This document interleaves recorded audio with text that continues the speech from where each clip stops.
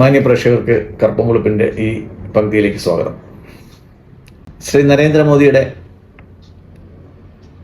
പ്രസംഗങ്ങൾ പ്രത്യേകിച്ച് ദേശസ്നേഹപരമായിട്ടുള്ളതാണെങ്കിൽ പോലും നമ്മുടെ മലയാളത്തിലെ ചാനലുകൾ അതിനെ പദാനുപത തർജ്ജമ ചെയ്ത് കാണാറില്ല. അദ്ദേഹത്തിൻ്റെ മുഖവും കുറച്ച് വാചകങ്ങളും കാണിച്ചിട്ട് ഇതാണ് മോദി പറഞ്ഞത് എന്ന് വിശ്വസിപ്പിക്കാനാണ് നമ്മുടെയൊക്കെ മീഡിയയ്ക്ക് താല്പര്യം. ഞാനതിന് വിമർശിക്കുകയല്ല, അവരുടെ സമയത്തിൻ്റെ ബുദ്ധിമുട്ടായിരിക്കാം. പക്ഷേ മോദിയുടെ ചില പ്രധാനപ്പെട്ട പ്രസംഗങ്ങൾ അത് പദാനുപദം കേട്ട് കഴിഞ്ഞാൽ ആ പ്രസംഗത്തിൻ്റെ പ്രസക്തി എന്താണെന്നും ആ വാക്കുകളുടെ അർത്ഥം എന്താണെന്നും അതിൻ്റെ ദൂരവ്യാപകമായ ഫലങ്ങൾ എന്താണെന്നും നമുക്ക് ഓരോ ഭാരതീയനും മനസ്സിലാക്കാൻ സാധിക്കും. അതുകൊണ്ട് അവ കഴിയുന്നത് മലയാളത്തിൽ ട്രാൻസ്ലേറ്റ് ചെയ്യാൻ വേണ്ടിയിട്ട് ഞാൻ ശ്രമിക്കുന്നുണ്ട്. ഈയിടെ 2 ദിവസത്തിന് മുമ്പ് ന്യൂഡൽഹിയിൽ നടന്ന ഒരു പ്രധാനപ്പെട്ട ഒരു മീറ്റിംഗ് ആയിരുന്നു വേദി. ശ്രീനാരായണ ഗുരുവും ശ്രീ മഹാത്മജിയുമായി വർക്കലയിൽ സംഗമിച്ചതിൻ്റെയും ചർച്ചകൾ നടത്തിയതിൻ്റെയും 100ാം വാർഷികമായിരുന്നു ആ ദിനം. അന്ന് ശിവഗിരി മഠത്തിലെയും ശ്രീനാരായണീയരുടെയും ഒരു ബൃഹത്തായ യോഗമായിരുന്നു ഡൽഹിയിൽ നടന്നത്. ആ യോഗത്തെ പ്രധാനമന്ത്രി ശ്രീ നരേന്ദ്രമോദി അഭിസംബോധന ചെയ്തതാണ് ഞാൻ നിങ്ങൾക്ക് വേണ്ടിയിട്ട് ട്രാൻസ്ലേറ്റ് ചെയ്ത് സമർപ്പിക്കുന്നത്. ब्रह्मर्षि स्वामी सच्चिदानंद जी, श्रीमठ स्वामी शुभंगानंदा जी, स्वामी शारदानंद जी, सभी पूज्य संतगण, सरकार में मेरे साथी श्री जॉर्ज कुरियन जी, संसद में मेरे साथी श्री अडूर प्रकाश जी, अन्य सभी वरिष्ठ महानुभाव, देवी और सज्जनों, ब्रह्मश्री स्वामी सच्चिदानंद जी, स्वामी शुभांगानंद जी, श्री शारदानंद जी, ഗവൺമെന്റിലെ എൻ്റെ സഹസജീവനായ ശ്രീ ജോർജ് കുര്യൻ, പാർലമെന്റ് അംഗമായ ശ്രീ അടൂർ പ്രകാശ് ജി, മാന്യ മഹാനുഭാവന്മാരെ, ദേവിമാരെ, മറ്റ് സജ്ജനങ്ങളെ. അടുത്ത് അദ്ദേഹം പറയുന്നത് മലയാളത്തിലാണ്, അത് ഞാൻ ട്രാൻസ്ലേറ്റ് ചെയ്യേണ്ട കാര്യമില്ല. പിന്നെ എൻ്റെ എല്ലാ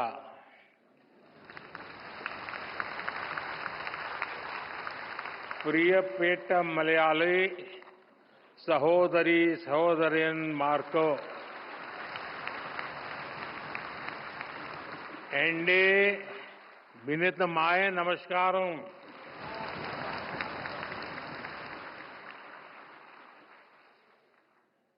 आज ये परिसर देश के इतिहास की एक अभूतपूर्व घटना को याद करने का साक्षी बन रहा है.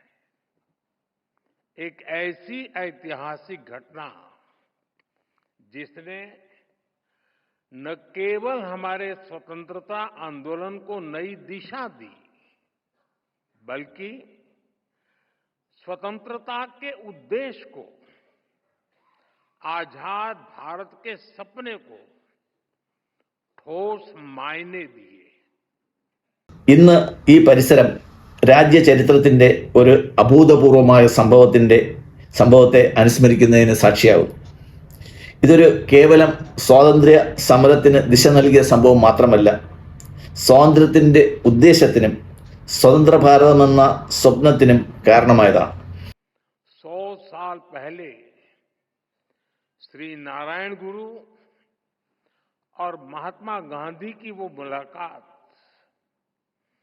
आज भी उतनी ही प्रेरक है, उतनी ही प्रासंगिक है.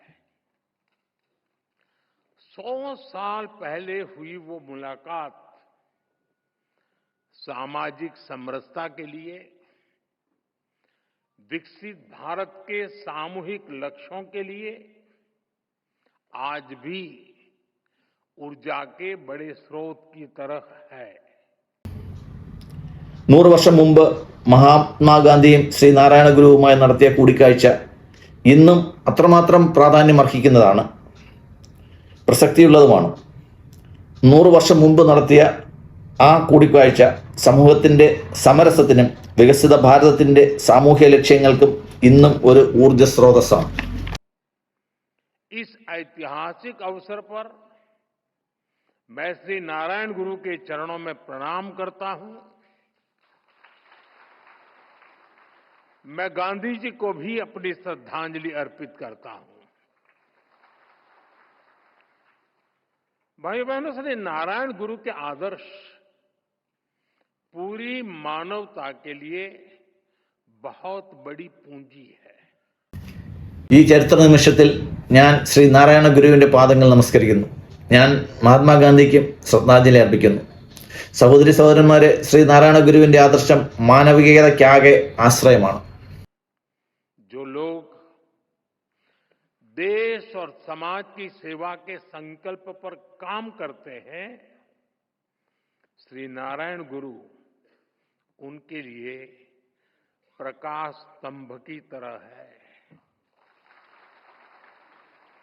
आप सभी जानते हैं कि समाज के शोषित, पीड़ित, वंचित वर्ग से मेरा किस तरह का नाता है. രാജ്യത്തിനും സമൂഹത്തിനും വേണ്ടി സേവനം ചെയ്യാൻ തയ്യാറെടുക്കുന്നവർക്കും സേവനം ചെയ്യുന്നവർക്കും ഒരു പ്രകാശ ഗോപുരമാണ് ശ്രീ നാരായണ ഗുരു. നിങ്ങൾക്കെല്ലാം അറിയാം സമൂഹത്തിലെ അവശ്യ, പിന്നോക്ക, പീഡിത വിഭാഗങ്ങളോട് എനിക്കുള്ള പ്രതിബദ്ധത. और इसलिए आज भी मैं जब समाज के शोषित, वंचित वर्ग के लिए बड़े निर्णय लेता हूं तो मैं गुरुदेव को जरूर याद करता हूं. 100 साल पहले के वो सामाजिक हालत, सदियों की गुलामी के कारण आई विकृतियां, लोग उस दौर में उन बुराइयों के खिलाफ बोलने से डरते थे. സമൂഹത്തിലെ അവശ്യ, പിന്നോക്ക, പീഡിത വിഭാഗങ്ങൾക്കായി നിർണായക തീരുമാനങ്ങൾ എടുക്കേണ്ടി വരുമ്പോഴൊക്കെ ശ്രീ നാരായണ ഗുരുവിനെ ഞാൻ തീർച്ചയായും ഓർക്കാറുണ്ട്. 100 വർഷങ്ങൾക്ക് മുമ്പുണ്ടായിരുന്ന സമൂഹത്തിൻ്റെ ദുരവസ്ഥ, നൂറ്റാണ്ടുകൾ നീണ്ട അടിമത്തത്തിൻ്റെ ക്രൂരതകൾ, ഇവയെപ്പറ്റി സംസാരിക്കാൻ പോലും അന്ന് ഭയപ്പെട്ടിരുന്ന ഒരു സമയമുണ്ടായിരുന്നു. लेकिन श्री नारायण गुरु ने विरोध की परवाह नहीं की. वो कठिनाइयों से नहीं डरे, क्योंकि उनका विश्वास समरसता और समानता में था. उनका विश्वास सत्य, सेवा और सौहार्द में था. എന്നാൽ ശ്രീ നാരായണ ഗുരു എതിർക്കുന്നതിനെ ഭയപ്പെട്ടിരുന്നില്ല, വൈഷമ്യങ്ങളെയും തടസ്സങ്ങളെയും ഭയപ്പെട്ടിരുന്നില്ല. കാരണം ഗുരുദേവന്റെ വിശ്വാസം സമരസത്തിലും തുല്യതയിലുമായിരുന്നു. അദ്ദേഹത്തിന്റെ വിശ്വാസം സത്യത്തിലും സേവനത്തിലും സൗഹാർദ്ദത്തിലുമായിരുന്നു. यही प्रेरणा हमें सबका साथ, सबका विकास का रास्ता दिखाती है. यही विश्वास हमें उस भारत के निर्माण के लिए ताकत देता है जहां अंतिम पायदान पर खड़ा व्यक्ति हमारी पहली प्राथमिकता है. ഗുരുദേവ ദർശനമാണ് നമ്മളെ സർവരുടെയും വികാസം സർവരോടുമൊപ്പം എന്ന മുദ്രാവാക്യത്തിലേക്ക് നയിച്ചത്. ഈ ഉത്തമ ദർശനമാണ് നവഭാരതത്തിന്റെ നിർമ്മാണത്തിന് കരുത്തേകിയത്. ഏറ്റവും പുറകിൽ നിൽക്കുന്ന ആളാണ് നമുക്ക് പരിഗണനയിൽ ഏറ്റവും ആദ്യം വരുന്നത്. साथियों, शिवगिरी मठ से जुड़े लोग और संत जन भी जानते हैं कि श्री नारायण गुरु हैं और शिवगिरी मठ में मेरी कितनी अगाध आस्था रही है. मैं भाषा तो नहीं समझ पा रहा था, लेकिन पूज्य सच्चिदानंद जी जो बातें बता रहे थे वो पुरानी सारी बातें याद कर रहे थे.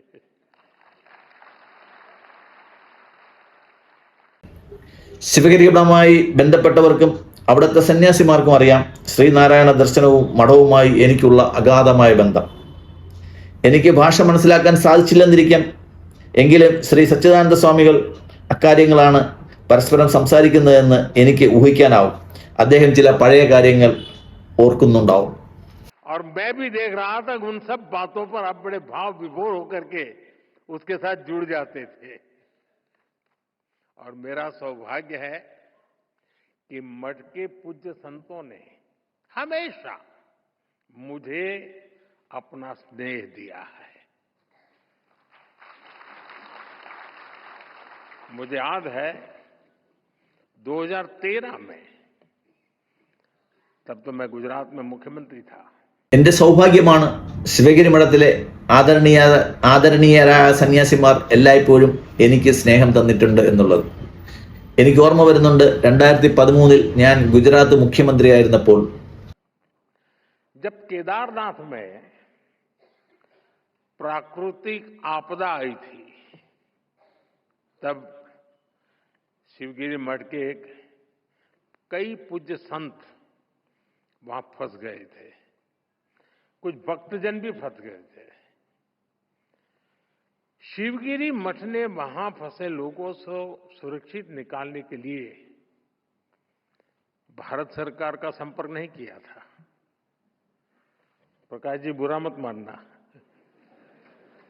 അന്ന് കേദാർനാഥിൽ പ്രകൃതി ദുരന്തമുണ്ടായപ്പോൾ അവിടെ കുറച്ച് സന്യാസിമാരും കൂടെ ഉണ്ടായിരുന്ന ഭക്തരും അകപ്പെട്ടുപോയി. ശിവഗിരി മഠം അവരെ രക്ഷിക്കാൻ ഭാരത സർക്കാരിനെ സമീപിച്ചില്ല. ശ്രീ അടൂർ പ്രകാശ് ജി ക്ഷമിക്കണം, തെറ്റായി വിചാരിക്കരുത്. शिवगिरी मठ ने, मैं एक राज्य का मुख्यमंत्री था, मुझे आदेश दिया और इस सेवक पर भरोसा किया कि भाई ये काम तुम करो. ശിവഗിരി മഠം ഒരു സംസ്ഥാന മുഖ്യമന്ത്രിയായിരുന്ന എനിക്ക് ആ അവസരം തന്നു. ഈ സേവകനിൽ വിശ്വാസം അർപ്പിച്ചു, എന്നെ വിശ്വാസത്തിലെടുത്തു. നിങ്ങൾ അത് ചെയ്യൂ എന്ന് എന്നോട് ആജ്ഞാപിച്ചു. और ईश्वर कृपा से सभी संत, सभी भक्तजन को सुरक्षित में ला पाया था. साथियों, वैसे भी मुश्किल समय में हमारा सबसे पहला ध्यान उसकी ओर जाता है जिसे हम अपना मानते हैं. ഈശ്വരകൃപയാൽ സകല സന്യാസിമാരെയും ഭക്തരെയും സുരക്ഷിതരായി എത്തിക്കാൻ എനിക്ക് കഴിഞ്ഞു. കൂട്ടരെ, ഏറ്റവും മോശപ്പെട്ട സമയത്ത് നമ്മുടെ മനസ്സ് നമുക്ക് സ്വന്തമെന്ന് വിചാരിക്കുന്നവരുടെ അടുത്തേക്ക് എത്തും. അത് നമ്മുടെ അവകാശമായി തോന്നും. जिस पर हम अपना अधिकार समझते हैं, और मुझे खुशी है कि आप अपना अधिकार मुझ पर समझते हैं. शिवगिरी मठ के संतों के इन अपनेपन से ज्यादा आत्मिक सुख की बात मेरे लिए और क्या हुई. साथियों, मेरा आप सबसे एक रिश्ता काशी का भी है. എനിക്ക് തൃപ്തിയായി നിങ്ങൾ എന്നെ നിങ്ങൾക്ക് അധീനനായി കരുതിയതിൽ. മഠത്തിലെ സന്യാസിമാർക്ക് ഞാൻ അവരുടെ വിധേയനെന്ന് തോന്നുന്നതിനേക്കാൾ കൂടുതൽ ആത്മീയമായി എനിക്ക് സന്തോഷം നൽകുന്ന മറ്റെന്ത് കാര്യമാണ് ഉണ്ടാവുക. എനിക്ക് എപ്പോഴും ബന്ധമുണ്ട് നിങ്ങളുമായിട്ടും കാശിയുമായിട്ടും.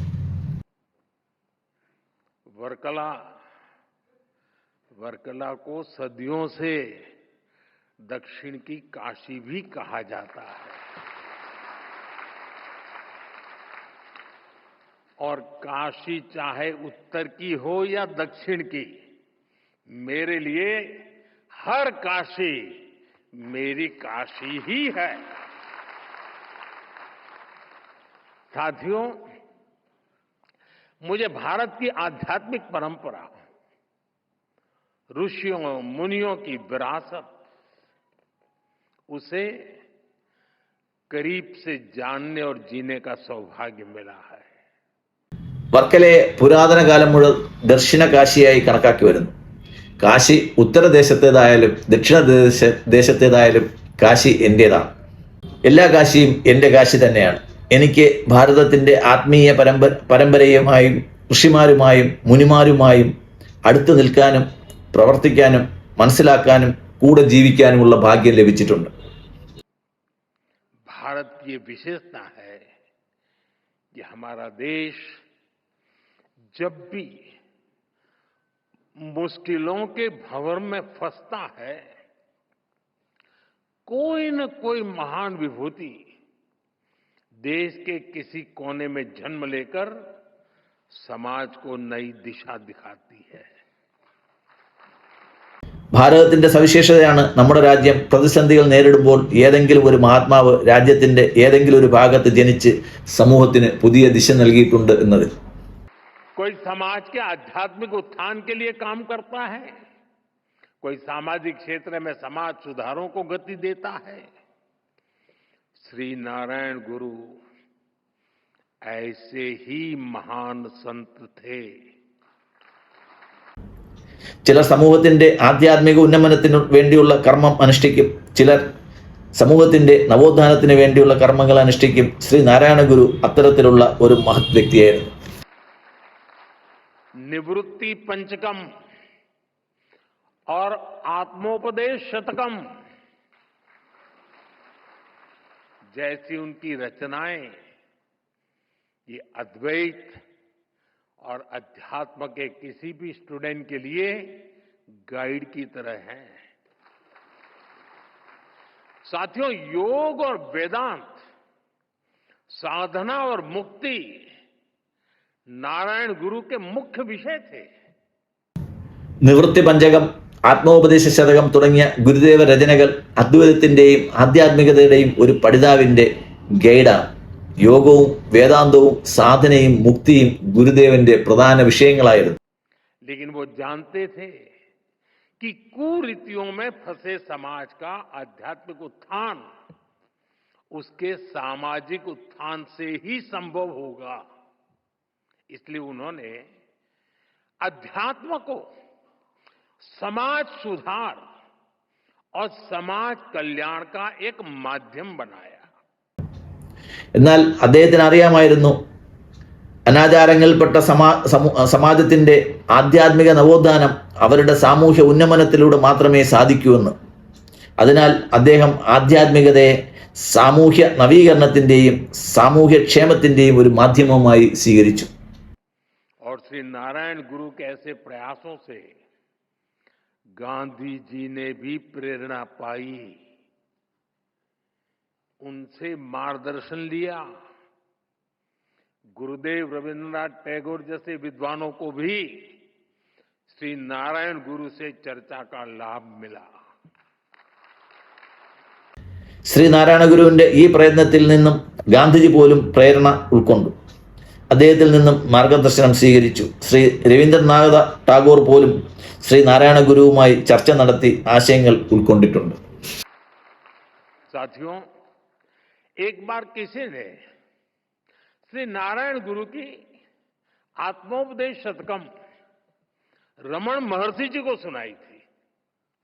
उसे सुनकर रमण महर्षि जी ने कहा था, अवर एल्लाम तेरिंजवर, यानी वो सब कुछ जानते हैं. और उस दौर में जब विदेशी विचारों के प्रभाव में भारत की सभ्यता, संस्कृति और दर्शन को नीचा दिखाने के षड्यंत्र हो रहे थे. ഒരിക്കൽ ഒരു ശിഷ്യൻ രമണ മഹർഷിയോട് ആത്മോപദേശ ശതകം കേൾപ്പിക്കുകയുണ്ടായി. നിങ്ങൾക്കറിയാമോ അദ്ദേഹം കേട്ട് കഴിഞ്ഞപ്പോൾ എന്താണ് പറഞ്ഞതെന്ന്? അവർ എല്ലാം തെരിഞ്ചവർ എന്ന്. അതായത് അദ്ദേഹം എല്ലാം മനസ്സിലാക്കിയ ആളാണ്, സർവജ്ഞാനിയെന്ന്. ആ സമയത്ത് വിദേശ വിചാരധാരയാൽ ഭാരതത്തിൻ്റെ ആധ്യാത്മികതയെയും സംസ്കാരത്തെയും ദർശനങ്ങളെയും ഉയർത്തിക്കാണിക്കാൻ വ്യഗ്രത കാണിക്കുന്ന ഒരു സമൂഹമാണ് നമുക്ക് ചുറ്റുമുണ്ടായിരുന്നത്. श्री नारायण गुरु ने हमें ये एहसास कराया कि कमी हमारी मूल परंपरा में नहीं है. हमें अपने आध्यात्म को सही अर्थों में आत्मसात करने की जरूरत है। ശ്രീനാരായണ ഗുരു അപ്പോൾ പഠിപ്പിച്ചത് നമ്മുടെ ആധ്യാത്മികതയിലും പാരമ്പര്യങ്ങളിലും അല്ല ന്യൂനത, മറിച്ച് നമ്മുടെ ആധ്യാത്മികത ശരിയായി മനസ്സിലാക്കുന്നതിലെ ന്യൂനതയാണ് നമ്മുടെ പ്രശ്നമെന്ന്. हम नर में श्री नारायण को, जीव में शिव को देखने वाले लोग हैं। हम द्वैत में अद्वैत को देखते हैं, हम भेद में भी अभेद देखते हैं, हम विविधता में भी एकता देखते हैं. നമ്മൾ നരനിൽ നാരായണനെയും ജീവനിൽ ശിവനെയും ദർശിക്കുന്നവരാണ്. നമ്മൾ ദ്വൈതത്തിൽ അദ്വൈതത്തെ ദർശിക്കുന്നവരാണ്, ഭേദത്തിൽ അഭേദത്തെ ദർശിക്കുന്നവരാണ്, വൈവിധ്യത്തിൽ ഏകത്വം ദർശിക്കുന്നവരാണ്.